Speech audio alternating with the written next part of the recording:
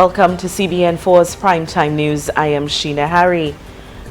The fight against the Zika virus was at the forefront this week as the first national cleanup campaign took place around the island.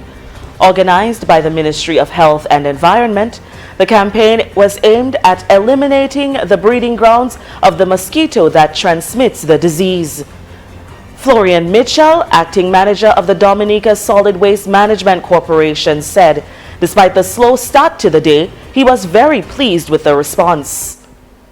It is kind of overwhelming in terms of the response, in terms of the amount of material that we have seen that has come into the landfill.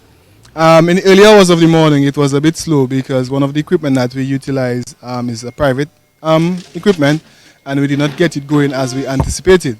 General public came out and put out the material to ensure that we eradicate the breeding sources for Zika, dengue, and chikungunya, the Aedes aegypti mosquito. And for those wondering how effective it is to remove debris from one place and simply dump it at another site, Mitchell reassured that the pest control unit will be defogging the landfill once collection is complete. He also stated that a metal compactor will arrive soon to compress the metals, which will then be sold or exported. By 3 p.m. on day one, the landfill had recorded between 50 and 60 truckloads of white goods and metals. Authorities in the Ministry of Health and Environment were not disappointed when they made the call for Dominicans to play their part in the Zika fight. Here's Larry LaRocque with the details. Chief Environmental Health Officer Anthony Scotland says the National Cleanup Day witnessed a massive turnout. According to Scotland, some of the areas with a massive turnout included the Marigot Health District, Portsmouth Health District, St. Joseph, Cassibus, Roseau, and La Plaine. I'd like to say congratulations to the people for really coming out en masse to clean the country. The challenge will be ready to get in enough vehicles, dumpers to move the areas where people have put out stuff for collection, but we will see how we can actually manage that, because it might have a couple spillover days. Fourth and fifth formers of various secondary schools participated in a cleanup campaign, informing and educating members of the public on the importance of managing the environment and preventing mosquito breeding. Scotland said during the spillover days, dump trucks will continue collecting the debris to be transported to the landfill for proper disposal. Larry LaRocque for CBN4. And as always, thank you, Larry, for that report. In other news, Prime Minister Roosevelt Skerritt says the government has transformed access to the Dominica State College, where it now affords 100% access for students. And he said this is indeed an achievement in education, as when he taught at the institution from 1997 to 1999, students were being denied access as a result of lack of space. And as fate would have it, I happened to have been given the task a few years later to be the Minister of Education. And one of my first mission was to get the cabinet's approval on the redevelopment of the college system in Dominica. Because we could not and cannot build a country if we don't have a skilled population. And so education is critical for us. Whatever skill you have, whether you're a carpenter, you have a skill, you know. According to Skerritt, the government has set the platform with investments and the construction of the new state college to allow for 100% access to college in Dominica. The Prime Minister said currently 87% of all high school graduates have access to the state college based on its entry requirement. Skerritt added that the government has also provided means to taking advantage of the access to a college education by providing free transportation, textbooks, and other school supplies. Oil of Ojas, a local pain relief and massage oil, is celebrating 21 years on the market. At a ceremony to mark the anniversary, proprietor of Toulon Agencies, distributor for oil of Ojas, and creator of the healing oil, Anthony Toulon, reflected on what it was like at the beginning. 21 years, it's a lot, to have that dream and to persevere, and I've been through bad times. Many times I get asked, do you have any regrets? It doesn't make sense regretting anything, You have enough problems in the world for you to regret anything. This is a small country, and as I pointed out, And starting off in an age when there was no internet access, marketing to other countries could only be done by traveling overseas, which meant that he needed capital, and that was not readily available. So he relied on his banker of last resort, his wife Heather. Turn to her, take a little something, and then pay it back. And in congratulating Toulon on his success, Nathan Walter, who is Director of Trade, praised the product for its effectiveness and commended Toulon's perseverance. I was most impressed with was his practical curative powers of the oil of Ojas. Actually, I use it for my waist and all that, my back and other parts of my body. And also his persistence for marketing the product regionally. And Walter pledged the unwavering support of the Ministry of Trade and urged others to follow in Toulon's footsteps. Still on the way, a key factor in Dominica's economy is revealed. The Nature Isle needs to authenticate natural products, and the sentence handed down in vehicular homicide case. To motivate, inspire, and develop self-esteem, that's the mission of the Girl Power Rocks movement, initiated by Bernice Maroney, teacher at the Isaiah Thomas Secondary School. Speaking with her friend, Maroney came up with the idea to start the movement to help the young women. That they are fearless. Fearless to believe that they can be anything and everything they set their minds to. Fearless to realize. Maroney stated that particular occurrences made her realize that the young ladies needed her attention. Of our young girls being involved in stuff like pornography, well, not at our school, but in Dominica, in pornography, in violence, in crime. And we also heard of the increase in the cases of child abuse in Dominica. Attendees at the event included Delia Coffey Weeks, who's women's advocate, Jody Dublin Dangleben, engineer and entrepreneur, representative of the Youth Council, Terry Raymond, Gemma Azil Lewis, coordinator of the Welfare Division, and the guest speaker, Daislin Vidal, valedictorian of both the Isaiah Thomas Secondary School and the Dominica State College. Only when you respect yourself that you will earn the respect of others. We're at our second station. Royalty was also on hand at the affair, including Dominica's Queen, Tassia Flozak, winner of the Miss Intelligent Award at the National Queen Show, Manel Christmas, Dominica's reigning princess, Rain Benjamin, and former Miss Mass Jamboree, Carla Henry. Maroney said that, although so far she has received a lot of support from colleagues, community members, and businesses in the private sector, there is always room for more individuals to come on board with donations of money, material, or time. And with that support, there might even be a boys' power movement in the future. For 13 years, the Roseau Public Library has hosted the Animal Awareness Day in its backyard. Scores of students visit the library on this day to get close encounters with various animals that some may have never seen before. Parents also get the chance to watch their children interact with the animals. Kids are having fun. They're seeing some of the animals that they don't see on a regular basis. I guess they're enjoying themselves. And the one-day zoo is held every year in February. Also in the news, The importance of the construction industry in Dominica was one of the focuses at the annual general meeting of the Builders and Contractors Association of Dominica.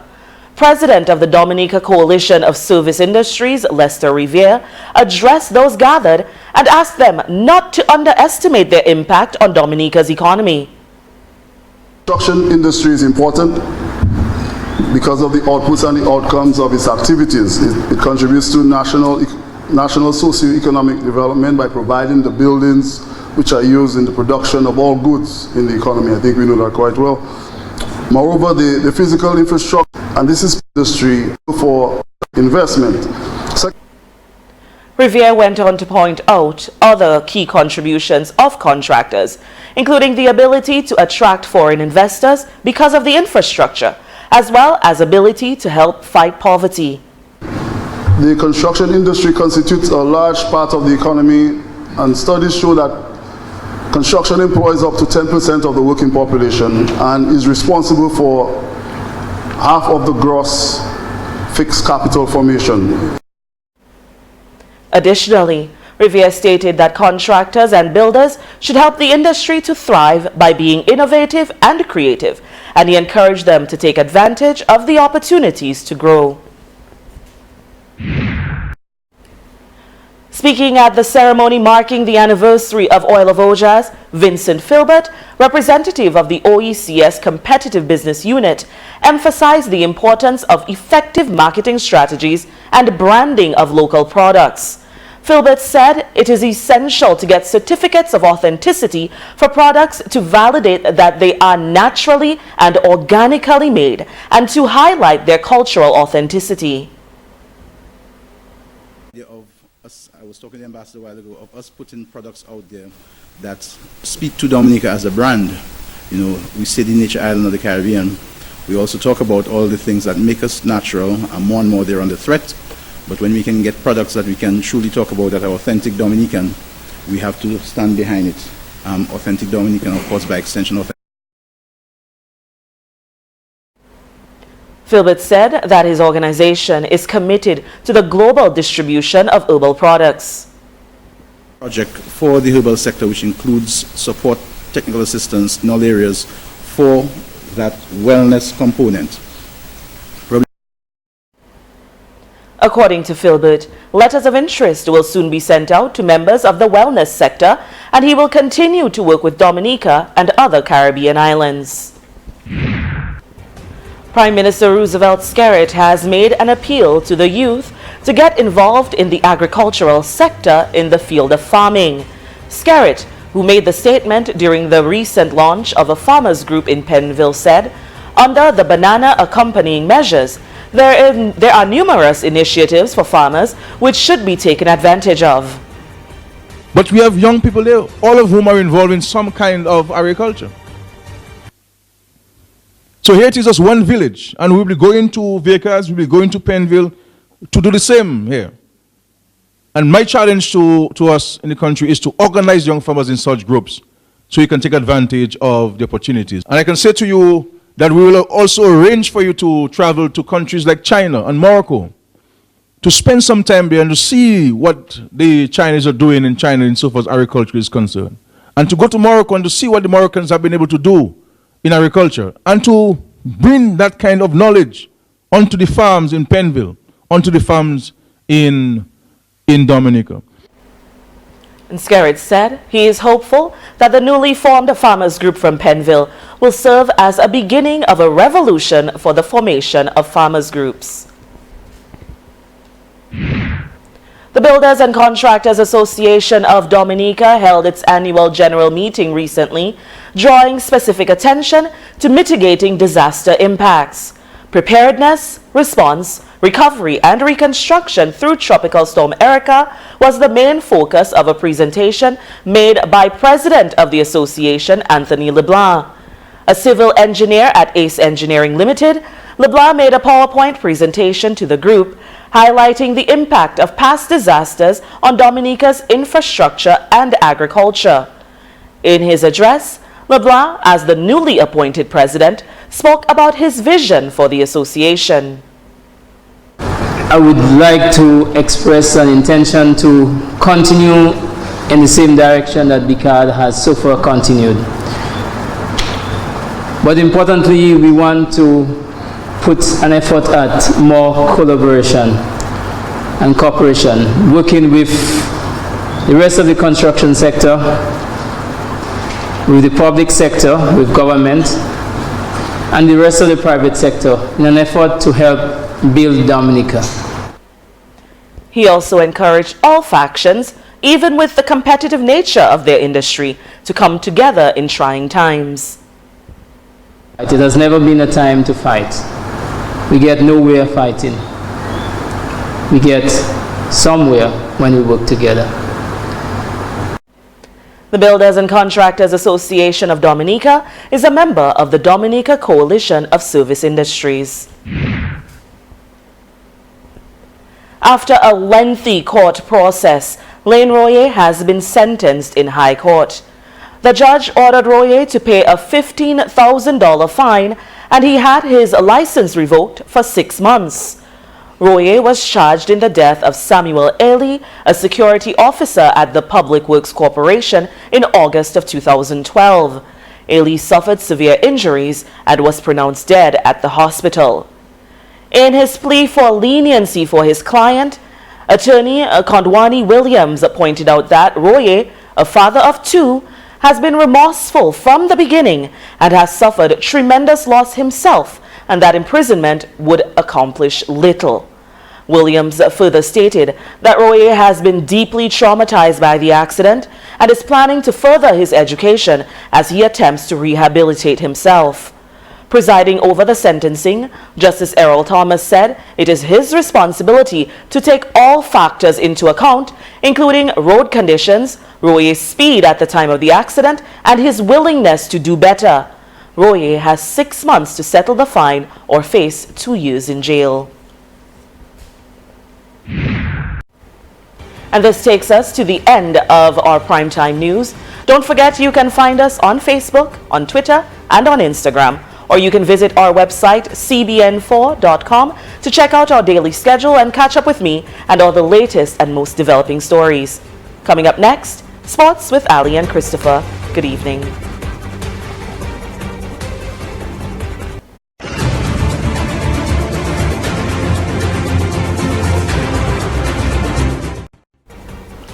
Welcome to today's Sport Report. First up, the date for the semi-finals for the United Insurance Under-20 cricket has been set, and that date will be Monday, February 22nd at the same venues.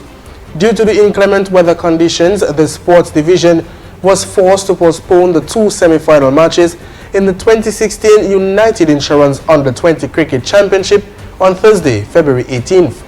The Pearchild Secondary School and the Castlebrook Secondary School were scheduled to play at the Windsor Park Sports Stadium, whilst the Isaiah Thomas Secondary School and the Dominica State College were down to play at the Botanic Gardens. Still with cricket, the Dominica Cricket Umpires Association earlier today made special contributions to 3 of its umpires, 2 of whom were affected by the passing of Tropical Storm Erica, and the other losing his home through fire back in 2015. This contribution was made at Courts Dominica Limited. The recipients were Patrick Moses, Greenwich Lando, and Ronald Detosh. The president of the Cricket Umpires Association here in Dominica is Lennox Abraham. Today, the WICB Senior Panel Cricket Umpires would like to present 3 members of the Dominica Cricket Umpires Association with appliances to assist you all in the recovery effort after the passage of Tropical Storm Erica. I cannot say I understand going to sleep one night with land, property, furniture, and everything else, and in my house, and the following morning I have lost everything. I want to show empathy to the people who will receive this contribution today. The road to recovery is going to be very hard. However, in a very small way, the senior panel umpires would like to assist in this process. Retired international umpire Billy Doctrove, who was also present at the presentation, said that he was pleased when he got the news that the regional body made a kind gesture. So I was really pleased when I heard when Lennox mentioned to me that the initiative had come from the regional panel to make a contribution to any cause that we felt necessary in Dominica. They left it to the Dominica Cleanup Association. And Mr. Abraham, on their direction, we sat, and I say we, I don't mean he and I, but the association, and also Mr. Heston Charles, who was the chairman, sat and decided that our own members should get priority. And I just want to take time out to congratulate the local association for directing our efforts to, first of all, to facilitate our members. Because in the presentation, Patrick Moses received a fridge. Greenage Lando, who lost his home through fire in 2015, received a stove, and Ronald Detush received a bed and a stove. This was made through the West Indies Umpires Association. Each umpire also received a voucher for groceries at J.R. Stefanson Company Limited. An emotional Ronald Detush gave the vote of thanks at the end of the presentation. In basketball, a new division has been added to the 2016 DABA season with the view of pushing its youth development program. Public Relations Officer of the Dominica Amateur Basketball Association, Kelita Grant, made that confirmation earlier this week. A new division, the under-17 division. This has not been done by DABA before, and we are trying to push it as a part of our youth development program. So we are hoping to get as many youth teams as possible, but as the category suggests, ages under 17.